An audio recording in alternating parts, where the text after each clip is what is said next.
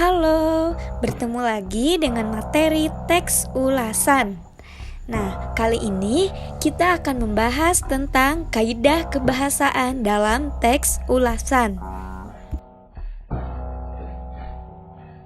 Sebelum membahas ke materi, kita akan membacakan tujuan pembelajaran, yaitu setelah membaca dan memahami teks ulasan, peserta didik dapat mengetahui dan menganalisis kaidah kebahasaan teks ulasan secara mandiri dan penuh tanggung jawab. Nah, sebelumnya, apa kalian tahu teks ulasan itu seperti apa sih?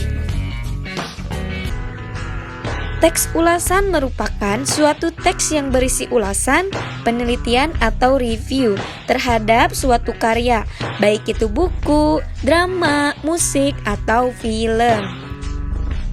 Di dalam teks ulasan juga terdapat kaidah kebahasaan teks ulasan. Apa aja sih kaidah kebahasaannya? Nah, yang pertama, menggunakan konjungsi penerang. Yang kedua, menggunakan konjungsi temporal. Yang ketiga, menggunakan konjungsi penyebab. Dan yang keempat, menggunakan pernyataan-pernyataan yang berupa saran atau rekomendasi pada bagian akhir teks.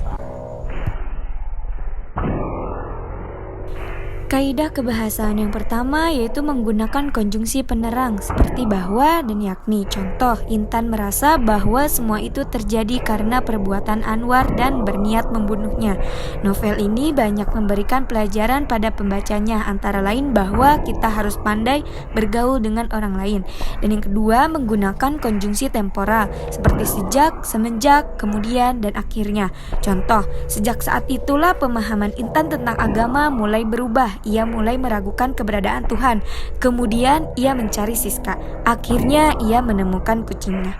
Dan yang ketiga, menggunakan konjungsi penyebab seperti karena dan sebab. Contoh, akan tetapi karena Anissa juga pandai bicara, kemudian dialah yang berbalik mempengaruhi Intan. Lama-kelamaan Anissa cemburu karena hubungan Intan dengan Rizky semakin dekat. Dan kaidah kebahasaan yang terakhir yaitu menggunakan pernyataan-pernyataan yang berupa saran atau rekomendasi pada bagian akhir teks seperti jangan, harus, dan hendaknya. Nah, sampai di sini apa kalian sudah paham? Jika belum, mari kita berdiskusi bersama-sama.